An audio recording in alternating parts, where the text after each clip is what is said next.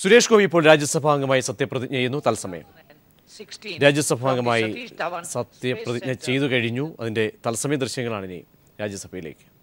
And the last satellite in the series of the constellation of regional navigation satellite system, and the successful launch of it has catapulted India into an elite club of nations with their own satellite navigation systems. This has added yet another precious milestone in the success story of the Indian space history. The credit for this landmark achievement undoubtedly goes to our scientific community, particularly those working with ISRO. On behalf of the House and on my own behalf, I congratulate the scientists, engineers, and the technicians who were associated with this project, and do hope that they will continue to scale greater heights and make the country proud of their achievement. We wish them all success for their future endeavors. വെള്ളാപ്പള്ളിക്കും സർക്കാർ വക ഭൂമി. കോട്ടയം തീക്കോയിയിൽ സൗജന്യമായി സർക്കാർ പതിച്ചു നൽകിയത് 25 acre. SNDPക്ക് ക്ഷേത്രാവശ്യങ്ങൾക്ക് നൽകിയ ഭൂമി പിന്നീട് SN ട്രസ്റ്റിന് കൈമാറുകയായിരുന്നു. ഭൂമി അനുവദിച്ചത് സ്വാശ്രയ വിദ്യാഭ്യാസ സ്ഥാപനം തുടങ്ങാൻ. രേഖകൾ പീപ്പിൾ TVക്ക് ലഭിച്ചു. വിശദാംശങ്ങൾ KG ദിനകർ നൽകും. ദിനകർ, ഇക്കാര്യത്തിലെ അസ്വാഭാവികതകൾ പ്രകടമാകുന്നത് എങ്ങനെയാണ്? സർക്കാർ നൽകിയത്, അല്ലെ സർക്കാരിൻ്റെ മിച്ചഭൂമി കണ്ടുകിട്ടിയത് ക്ഷേത്രാവശ്യങ്ങൾക്ക് വേണ്ടിയാണ്. അതിനുശേഷം അത് SN ട്രസ്റ്റിലേക്ക് എത്തുന്നു. ഏത് രീതിയിലാണ് അസ്വാഭാവികതകളും അതിൻ്റെ നീക്കുപോക്കുകളും പ്രത്യേക താല്പര്യം ഇക്കാര്യത്തിൽ സർക്കാർ കാട്ടിയിട്ടുണ്ടോ? അതിനുശേഷം നേരത്തെ നമ്മോട് തന്നെ പ്രതികരിച്ച തുഷാർ വെള്ളാപ്പള്ളിയുടെ പ്രതികരണം ഉൾപ്പെടെയുള്ള വിശദാംശങ്ങൾ. പ്രജീഷ്, 2012 മാർച്ച് 14 സെപ്റ്റംബർ 13 ഇറക്കിയ 2 വിവാദ ഉത്തരവുകളിലൂടെയാണ് ഭൂമി കൈമാറ്റം നടന്നിരിക്കുന്നത്. ഇടുക്കി കോട്ടയം ജില്ലാ അതിർത്തിയിൽ അതീവ പാരിസ്ഥിതിക ദുർബല പ്രദേശമായ വാഗമണിനോട് ചേർന്നുള്ള 10 ഏക്കർ ഭൂമിയാണ് വെള്ളാപ്പള്ളി നരേശൻ സെക്രട്ടറിയായ SN ട്രസ്റ്റിന് കൈമാറിയത്. സർക്കാർ സൗജന്യമായിട്ടാണ് ഈ ഭൂമി പതിച്ചു നൽകിയത്. SNDP യോഗം മീനച്ചിൽ താലൂക്ക് യൂണിയന് ക്ഷേത്രം നിർമ്മിക്കാനും സാംസ്കാരിക കേന്ദ്രം പണിയാനും വേണ്ടി 2012 മാർച്ചിൽ 25 ഏക്കർ ഭൂമി ആദ്യം പതിച്ചു നൽകി. പിന്നീട് വെള്ളാപ്പള്ളി നരേശൻ്റെ പ്രത്യേക അപേക്ഷയെ തുടർന്ന് ഉത്തരവിൽ ഭേദഗതി വരുത്തുകയായിരുന്നു. 2012 സെപ്റ്റംബറിൽ 10 ഏക്കർ ഭൂമി SN ട്രസ്റ്റിന് കൈമാറുകയായിരുന്നു. വിവാദ ഉത്തരവുകളിലൂടെയാണ് ഭൂമി കൈമാറ്റം നടന്നത്. SNDP യൂണിയന് സാംസ്കാരിക ആവശ്യത്തിന് 10 ഏക്കർ ഭൂമി നൽകുന്നു എന്നായിരുന്നു ആദ്യ ഉത്തരവ്. എന്നാൽ ഇത് പിന്നീട് SN ട്രസ്റ്റിന് സാംസ്കാരിക വിദ്യാഭ്യാസ ആവശ്യത്തിന് എന്നാക്കി മാറ്റി. വിദ്യാഭ്യാസ ആവശ്യത്തിന് ക്ഷേത്ര ആവശ്യത്തിനെന്ന പേരിൽ വെള്ളാപ്പള്ളിക്ക് സ്വാശ്രയ വിദ്യാഭ്യാസ സ്ഥാപനം നടത്താനാണ് ഭൂമി സൗജന്യമായി സർക്കാർ പതിച്ചു നൽകിയത് എന്ന് ഈ ഉത്തരവുകളിൽ നിന്ന് തന്നെ വ്യക്തമാണ്. ആയിരക്കണക്കിന് പേർ വീട് വയ്ക്കാൻ ഒരു സെന്റ് ഭൂമി പോലും ഇല്ലാതെ വലയുമ്പോഴാണ് ഇത്തരത്തിൽ മത നേതാക്കൾക്കും മതസംഘടനകൾക്കും ക്ലബ്ബുകൾക്കും സർക്കാർ ഭൂമി പതിച്ചു നൽകുന്നത് എന്നുള്ളതാണ് വസ്തുത. ഇതുമായി ബന്ധപ്പെട്ടുകൊണ്ട് തുഷാർ വെള്ളാപ്പള്ളി പ്രതികരിച്ചത് ഇപ്രകാരമാണ്: ഇതിൽ അസ്വാഭാവികത ഒന്നുമില്ല. മറ്റ് മതസാമുദായിക സംഘടനകൾക്കും സർക്കാർ ഹെക്ടർ കണക്കിന് ഭൂമി പതിച്ചു നൽകിയിട്ടുണ്ട്. അതിൻ്റെ ഭാഗമായിട്ട് തന്നെയാണ് SN ട്രസ്റ്റിനും ഭൂമി നൽകിയത്. അതുകൊണ്ട് ഇതിൽ അസ്വാഭാവികത ഒന്നുമില്ല എന്നാണ് തുഷാർ വെള്ളാപ്പള്ളി പ്രതികരിച്ചത്. KG ദിനകറാണ് വിവരങ്ങൾ നൽകിയത്. റിയോ ഒളിമ്പിക്സിൻ്റെ ബ്രാൻഡ് അംബാസഡറാകാൻ സച്ചിൻ ടെണ്ടുൽക്കർക്ക് ക്ഷണം ഉണ്ടായിരിക്കുന്നു. റിയോ ഒളിമ്പിക്സ് വരാൻ പോകുന്ന ഒളിമ്പിക്സിൻ്റെ ബ്രാൻഡ് അംബാസഡറാകാനാണ് സച്ചിൻ ടെണ്ടുൽക്കർക്ക് ക്ഷണം ലഭിച്ചിരിക്കുന്നത്. വിശദാംശങ്ങൾ മനു നായർ ന്യൂസ് ഡെസ്കിൽ നിന്നും നൽകും. മനു, വളരെ പ്രാധാന്യമർഹിക്കുന്ന വാർത്തയുടെ വിശദാംശങ്ങൾ. തീർച്ചയായിട്ടും പ്രജീഷ് സൂചിപ്പിച്ചാൽ തന്നെ റിയോ ഒളിമ്പിക്സിന്റെ ബ്രാൻഡ് അംബാസിഡറാകാൻ സച്ചിനെ ഇന്ത്യൻ ഒളിമ്പിക് അസോസിയേഷൻ ക്ഷണിച്ചിരിക്കുന്നതായാണ് നമുക്ക് അറിയാൻ കഴിയുന്നത്. എന്നാൽ ഇതിനോട് ഇതുവരെ സച്ചിൻ പ്രതികരണമൊന്നും നടത്തിയിട്ടില്ല. അടുത്ത ഓഗസ്റ്റിൽ നടക്കുന്ന ഒളിമ്പിക്സിൽ ഇന്ത്യൻ കായിക താരങ്ങൾക്ക് പ്രചോദനമാകും സച്ചിന്റെ സാന്നിധ്യം എന്നാണ്, അംബാസിഡറായിട്ടുള്ള സാന്നിധ്യം എന്നാണ് ഇന്ത്യൻ ഒളിമ്പിക് അസോസിയേഷൻ വിലയിരുത്തിയിരിക്കുന്നത്. ഇപ്പോൾ സച്ചിനെ ഒളിമ്പിക് അസോസിയേഷൻ ഇത്തരത്തിലൊരു ക്ഷണം നടത്താൻ മറ്റൊരു കാര്യം കൂടിയുണ്ട്. കാരണം കഴിഞ്ഞ ദിവസം ബോളിവുഡ് താരം സൽമാൻ ഖാനെ ഒളിമ്പിക്സിന്റെ ബ്രാൻഡ് അംബാസിഡറായി ഇന്ത്യൻ ഒളിമ്പിക് അസോസിയേഷൻ തീരുമാനിച്ചിരുന്നു. എന്നാൽ ഈ തീരുമാനം വലിയ വിവാദങ്ങൾ സൃഷ്ടിച്ചിരുന്നു. അതായത് കായിക ലോകത്തിന് പുറത്തുള്ള ഒരാളെ കായിക ലോകത്തിന് പുറത്തുള്ള ഒരാളെ ബ്രാൻഡ് അംബാസഡർ ആക്കാനുള്ള ഒളിമ്പിക് അസോസിയേഷൻ നീക്കത്തിനെതിരെ കായിക താരങ്ങളടക്കം കഴിഞ്ഞ ഒളിമ്പിക്സിൽ മെഡൽ നേടിയ യോഗേശ്വർ ദത്ത് അടക്കമുള്ള താരങ്ങൾ രംഗത്ത് വന്നിരുന്നു. അവർ പറഞ്ഞത് PT ഉഷേനെയോ മിൽഖ സിംഗിനെയോ പോലുള്ള താരങ്ങളെ വേണമായിരുന്നു ഒളിമ്പിക്സിന്റെ ബ്രാൻഡ് അംബാസഡർ ആക്കാൻ, അതിന് സിനിമാ താരങ്ങൾ യോജിച്ചവരല്ല എന്നായിരുന്നു പറഞ്ഞിരുന്നത്. എന്നാൽ ഇതിന് മറുപടിയുമായി സുനിൽ ഗവാസ്കറും സൗരവ് ഗാംഗുലിയും ബൈചുങ് ബൂട്ടി അടക്കമുള്ളവർ സൽമാൻ ഖാനെ പിന്തുണച്ചുകൊണ്ട് രംഗത്തെത്തിയിരുന്നു. ഈ ഒരു സാഹചര്യത്തിൽ ഉണ്ടായ വിവാദങ്ങൾ മറികടക്കാൻ ഒളിമ്പിക് അസോസിയേഷൻ പറഞ്ഞിരുന്നു തങ്ങൾ സിനിമാ താരങ്ങളെ മാത്രമല്ല കായിക താരങ്ങളെയും മറ്റു മേഖലകളിൽ കഴിവ് തെളിയിച്ച വലിയ ആളുകളെയും ഒക്കെ റിയോ ഒളിമ്പിക്സിന്റെ ഗുഡ്വിൽ അംബാസിഡർ ആക്കാൻ തീരുമാനിച്ചിട്ടുണ്ട്. ഇതിന്റെ ഭാഗമായിട്ടാണ് ഇപ്പോൾ സച്ചിനെ ഒളിമ്പിക്സിന്റെ അംബാസിഡർ ആക്കാൻ തീരുമാനിച്ചുകൊണ്ട് ഇന്ത്യൻ ഒളിമ്പിക് അസോസിയേഷന്റെ ഒരു ക്ഷണം സച്ചിന് നൽകിയിരിക്കുന്നത്. ദേശീയ മാധ്യമങ്ങളാണ് ഈ കാര്യം പുറത്തുവിട്ടത്. എന്നാൽ സച്ചിൻ ഇതിനോട് ഇതുവരെ ഔദ്യോഗികമായി സ്ഥിരീകരിച്ചിട്ടില്ല. സ്വാഭാവികമായും സച്ചിൻ ഇന്ത്യൻ ഒളിമ്പിക് അസോസിയേഷന്റെ ഈ ക്ഷണം സ്വീകരിക്കുകയാണെങ്കിൽ അത് വലിയൊരു സ്വീകരണം തന്നെയായിരിക്കും. കാരണം സച്ചിനെ പോലെ ഇന്ത്യയിലെ ഏറ്റവും വലിയൊരു കായിക താരം ഇന്ത്യ വളരെ പ്രതീക്ഷയോടെ കാത്തിരിക്കുന്ന റിയോ ഒളിമ്പിക്സിന്റെ ഗുഡ്വിൽ അംബാസിഡർ ആയാൽ അതിൽ പങ്കെടുക്കാൻ പോകുന്ന താരങ്ങൾക്കും വലിയൊരു പ്രചോദനം തന്നെയാകും നൽകുക. ആ ഒരു സാധ്യത മുന്നിൽ കണ്ടാണ് വിവാദങ്ങൾ ഒഴിവാക്കുക കൂടി എന്ന ലക്ഷ്യം കൂടി ഇട്ടുകൊണ്ടാണ് ഇപ്പോൾ ഇന്ത്യൻ ഒളിമ്പിക് അസോസിയേഷൻ IOA ഈ ഒരു തീരുമാനവുമായി എത്തിയിരിക്കുന്നത്. പ്രജീഷ്, സച്ചിന്റെ പ്രതികരണത്തിനാണ് എന്തായാലും ഇനി മനു കാതോർക്കേണ്ടത്. സച്ചിൻ അനുഭവപൂർവ്വമായ ഒരു പ്രതികരണം തന്നെ ആയിരിക്കുമോ, അല്ലെങ്കിൽ ആണോ നൽകാൻ ഇടയുള്ളത്?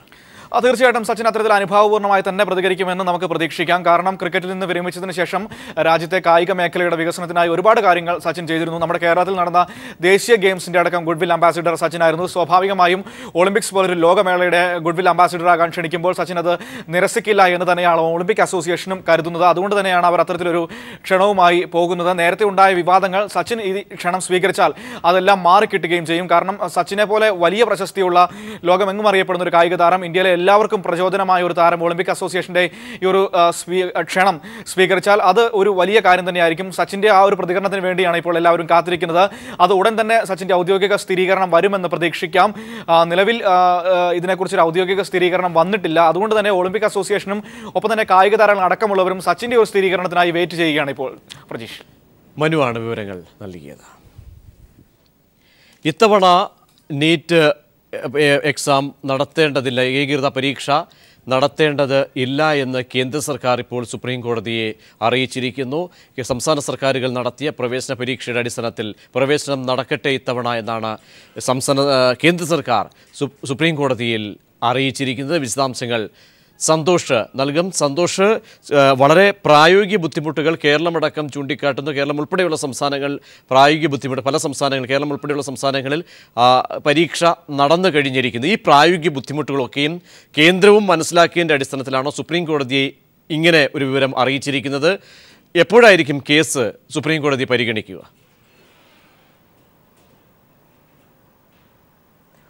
പ്രജീഷ്, മെഡിക്കൽ ഡെന്റൽ ബിരുദ കോഴ്സുകളിലേക്കുള്ള പ്രവേശനം ഏകീകൃത പൊതുപരീക്ഷ വഴിയാക്കണമെന്ന സുപ്രീം കോടതി ഉത്തരവിലെ ചില ആശയക്കുഴപ്പവും അവ്യക്തതയും ചൂണ്ടിക്കാണിച്ചുകൊണ്ടാണ് കേന്ദ്ര സർക്കാർ ഇപ്പോൾ ഇതിൽ ചില ഭേദഗതികൾ ആവശ്യപ്പെട്ടിട്ടുള്ളത്.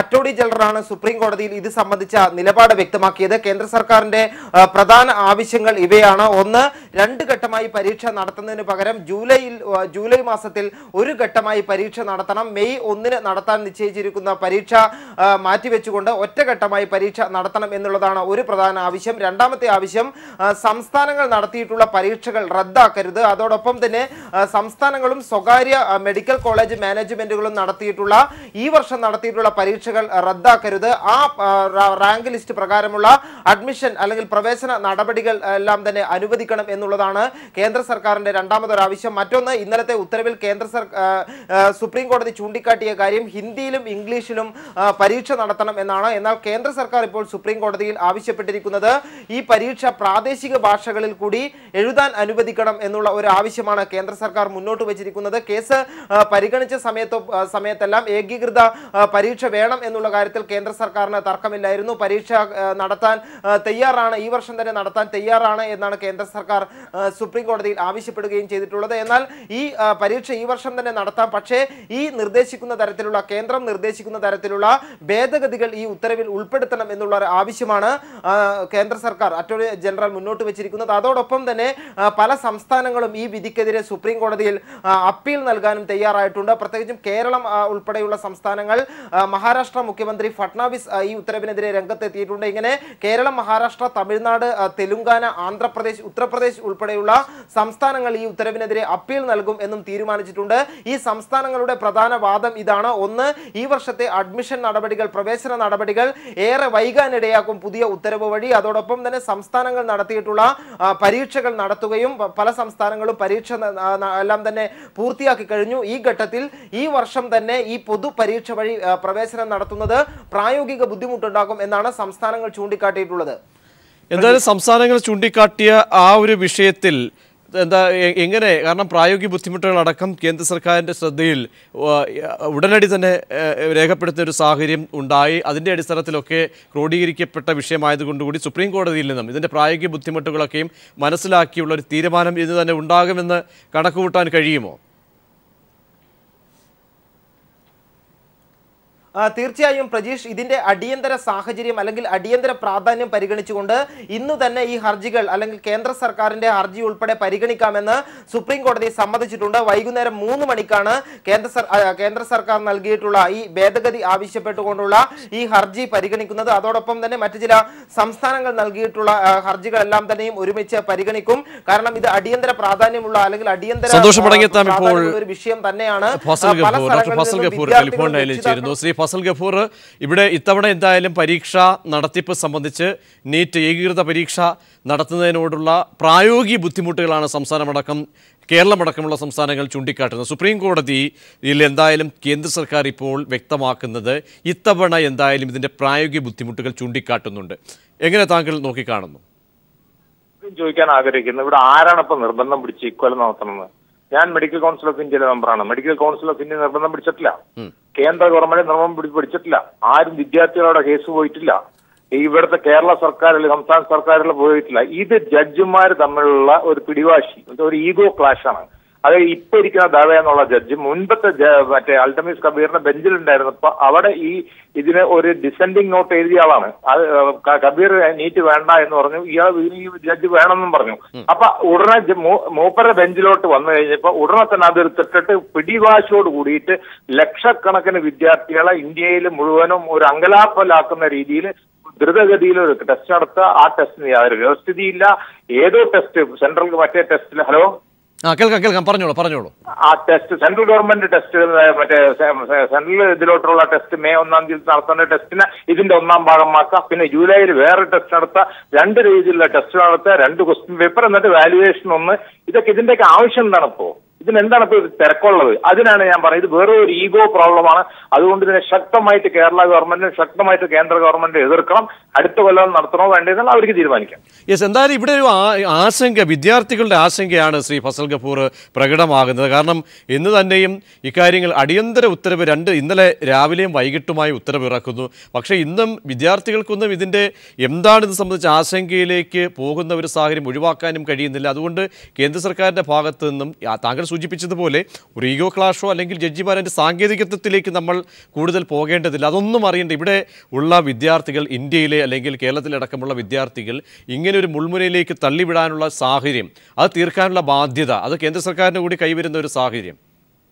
അത് കേന്ദ്ര ഗവൺമെന്റ് മാത്രമല്ല, അതിശക്തമായിട്ടുള്ള നിലപാട് കേരള ഗവൺമെന്റ് എടുക്കണം ഈ മാറ്ററിൽ. കാരണം വെച്ചാൽ കേരള ഗവൺമെന്റ് നടത്തിയിട്ടുള്ള വളരെ സുതാര്യതയോടുകൂടിയിട്ട് വിദ്യാർത്ഥികളെല്ലാം നല്ലോണം പഠിച്ച് ഒരു ഓർഡറിൽ നടത്തിയിട്ടുള്ള ഒരു ടെസ്റ്റിന് ബദലായിട്ട് ഒരു കൂട്ടം വിദ്യാർത്ഥികൾക്ക് മെയിൽ ടെസ്റ്റ്, വേറെ കൂട്ടം വിദ്യാർത്ഥികൾക്ക് ജൂലൈയിൽ ടെസ്റ്റ്, സിലബസ് എന്താണ്, ക്വസ്റ്റ്യൻ പേപ്പർ സെറ്റ് ചെയ്യാൻ എങ്ങനെയൊന്നും ഒരു ഐഡിയ ഇല്ല. ആ തരത്തിലുള്ള ഒരു ആർക്കും അറിയാത്ത ഒരു ടെസ്റ്റിലോട്ട് പോവുകയും ഇവിടെ യഥാർത്ഥ ടെസ്റ്റ് ചെയ്തിട്ടുള്ള വിദ്യാർത്ഥികൾ മുഴുവനും അവരുടെ ഫലം മനസ്സിലായില്ല അത് തടഞ്ഞു വെക്കുകയും ചെയ്യുന്ന ഇത് സാധാരണഗതിയിൽ ഒരു നോട്ടിഫിക്കേഷൻ ഇഷ്യൂ ചെയ്താൽ പോവുക കോടതി എന്താ പറയുക, അത് ഓൾറെഡി നോട്ടിഫിക്കേഷൻ ഇഷ്യൂ ചെയ്ത് പോയി ഒന്നും ചെയ്യാൻ പറ്റില്ല. അത് ആ പറയുന്ന കോടതിക്ക് ഇപ്പൊ എന്താ നിർബന്ധം ഉടനെ തന്നെ അത് നടത്തണം എന്നുള്ളത്? അത് കോടതിയാണെന്ന് വിചാരിച്ചിട്ട് ശക്തമായി പ്രതികരിക്കാതിരിക്കാൻ പറ്റില്ല. മനസ്സിലായില്ലേ? കോടതി വിധികളെ നമ്മൾ മാന്യമായ ഭാഷയിൽ നമുക്ക് പ്രതികരിക്കുക, അതിനെ തടുക്കുക, അതിനെതിരായിട്ട് റിവ്യൂ പെറ്റീഷൻ കൊടുക്കുക, അതിനെതിരായിട്ട് നമുക്ക് നിയമപരമായിട്ടുള്ള നടപടി എടുക്കുക. പക്ഷെ അതിനുള്ള തന്റെ ഇടം കേരള ഗവൺമെന്റ് കാണിക്കണമെന്നാണ് എന്റെ അഭിപ്രായം. വളരെ നന്ദി ശ്രീ ഫസൽ ഗഫൂർ പ്രതികരിച്ചതിന്. ഇത്തവണ കേന്ദ്ര സർക്കാർ നിലപാട് ഇത്തവണ പൊതുപരീക്ഷ വേണ്ടതില്ല, സംസ്ഥാന സർക്കാരുകൾ നടത്തിയ പ്രവേശന പരീക്ഷയുടെ അടിസ്ഥാനത്തിൽ തന്നെ മുന്നോട്ട് പോകട്ടെ എന്നാണ് കേന്ദ്രം സുപ്രീം കോടതിയിൽ നിലപാട് സ്വീകരിച്ചിരിക്കുന്നത്. ഉച്ചയ്ക്ക് ശേഷം സുപ്രീം കോടതി ഇക്കാര്യം പരിഗണിക്കും. ഇപ്പോൾ ചെറുതുരുത്തിയിൽ പിണറായി വിജയൻ സംസാരിക്കുന്നു തത്സമയം. ഒരു കാര്യം നാട്ടിലാകെ കണ്ടു, അത് നിരാശ ബാധിച്ച് കഴിഞ്ഞിരുന്ന കർഷകരിൽ ആകെ ഒരു പുതിയ ഉണർവ്, നല്ല ആത്മവിശ്വാസം. എന്താ കാരണം? കർഷകർ കണ്ടു തങ്ങളോടൊപ്പം നിൽക്കുന്നൊരു ഗവൺമെൻറ് അധികാരത്തിൽ വന്നിരിക്കുന്നു. തങ്ങളുടെ പ്രശ്നങ്ങൾ മനസ്സിലാക്കാൻ കഴിവുള്ള ഗവൺമെൻറ്റാണിത്. തങ്ങളുടെ പ്രശ്നങ്ങൾക്ക് പരിഹാരമാകും എന്ന പ്രതീക്ഷയിൽ കർഷകരെത്തി. ഇതാണ് പ്രശ്നം. കർഷകരെ സ്നേഹിക്കുന്നൊരു മനസ്സ് വേണം നാട്ടിലെ ഗവൺമെൻറ്റിന്. ആ മനസ്സ് LDFനുണ്ട്. UDFനുള്ളത് കർഷകരെ ദ്രോഹിക്കുന്ന മനസ്സാണ്. അതുകൊണ്ടാണ് UDFൻ്റെ കാലത്ത് കർഷക ദ്രോഹ നടപടികൾ ഓരോന്നോരോന്നായി കൂടി വന്നത്. LDF തുറന്നുള്ള നടപടികളിലേക്ക് നീങ്ങി. ആ നടപടികളിലൂടെ കടാശ്വാസ കമ്മീഷനും കടമെഴുതിത്തള്ളലടക്കമുള്ള പ്രവർത്തനങ്ങളും കൃഷിക്കാർക്ക് വലിയ തോതിൽ പിന്തുണ നൽകുന്ന കാര്യങ്ങളും എല്ലാം ഉണ്ടായി. അതോടെ സംഭവിച്ചതെന്താ? 2006 മുതൽ 2011 വരെ 5 വർഷക്കാലം കർഷക ആത്മഹത്യ എന്ന സംഭവമേ കേരളത്തിലുണ്ടായില്ല. പൂർണ്ണവിരാമം. പിണറായി വിജയൻ സംസാരിക്കുകയായിരുന്നു ചെറുതുരുത്തിയിൽ. കരിപ്പൂർ വിമാനത്താവളത്തിലെ ഫയർ സീനിയർ സൂപ്രണ്ട് നജീബും കുടുംബവും പഴവെള്ളരി കൃഷിയിൽ പരീക്ഷണത്തിലാണ്. വിളവെടുപ്പിൽ ലഭിക്കുന്ന തുക മുഴുവൻ കൊണ്ടോട്ടി പെയിൻ ആൻഡ് പാലിയേറ്റീവ് യൂണിറ്റിന്റെ പ്രവർത്തനങ്ങൾക്ക് നീക്കിവെക്കുകയാണ് ഈ കുടുംബം. എയർപോർട്ടിന് സമീപം 1.5 ഏക്കർ വയൽ പാട്ടത്തിനടുത്താണ് നജീബിന്റെ കൃഷി. പൂർണ്ണമായും ജൈവവളങ്ങളാണ് ഉപയോഗിക്കുന്നത്. മലബാറിൽ അത്ര പരിചിതമല്ലാത്ത പഴവെള്ളരിയിലാണ് പരീക്ഷണം. ആദ്യ വിളവെടുപ്പിൽ 2 ടൺ വെള്ളരി കിട്ടി. കിലോക്ക് 40 മുതൽ 50 രൂപ വരെ വിലയും കിട്ടി. ഈ തുക കൊണ്ടോട്ടി പെയിൻ ആൻഡ് പാലിയേറ്റീവിന്റെ പ്രവർത്തനങ്ങൾക്ക് നൽകി. ജൈവ രീതിയിലാണ് ചെയ്തിട്ടുള്ളത്. കൂലി ഷിഫ്റ്റ് ഡ്യൂട്ടിയാണ്. ആ ഷിഫ്റ്റ് ഇല്ലാത്ത സമയത്ത് വന്നിട്ട് രാവിലെയും വൈകിട്ട് വന്നിട്ട് നനയ്ക്കലും ബാക്കിയുള്ള കാര്യങ്ങൾ ചെയ്യലും, കുട്ടികളായിട്ട് വന്ന് അവർക്കും ഒരു ഇൻസ്പിറേഷൻ ആവാൻ വേണ്ടി തന്നെയാണ് ഇത് ചെയ്തത്. കേസ് ഞാൻ കൊണ്ടോട്ടി പാലിയേറ്റീവ് കെയറിന് കൊടുക്കാനുള്ള തീരുമാനമാണ്. മുഴുവൻ തുകയും, അല്ലാതെ ലാഭം മാത്രമല്ല, ഇതിൽ നിന്ന് കിട്ടുന്ന മുഴുവൻ തുകയും പാലിയേറ്റീവ് കെയറിന് കൊണ്ടോട്ടിയിലെ ബ്രാഞ്ചിന് കൊടുക്കാൻ തീരുമാനിച്ചിരിക്കുന്നത്. ജോലി തിരുവനന്തപുരം വിമാനത്താവളത്തിലായിരുന്ന കാലത്ത് പഴവെള്ളരിയും മുല്ലയും കൃഷി ചെയ്ത് വിജയിച്ച അനുഭവവും നജീബിനുണ്ട്. കൃഷിയിൽ സഹായിക്കാൻ സ്വന്തം മക്കളും ഭാര്യയും കൂടെയുണ്ടാവും. പഴച്ചാറായി ഉപയോഗിക്കുന്ന ഈ വെള്ളരി വലിയ പോഷക ഗുണമുള്ളതാണെന്നും നജീബ് പറയുന്നു. ജൈവകൃഷിയിലും ജീവകാരുണ്യത്തിലും സ്വയം പര്യാപ്തതയിലുമെല്ലാം വിമാനത്താവളത്തിലെ ഈ ഉദ്യോഗസ്ഥൻ നമുക്ക് മാതൃകയാണ്. News bureau, Malappuram.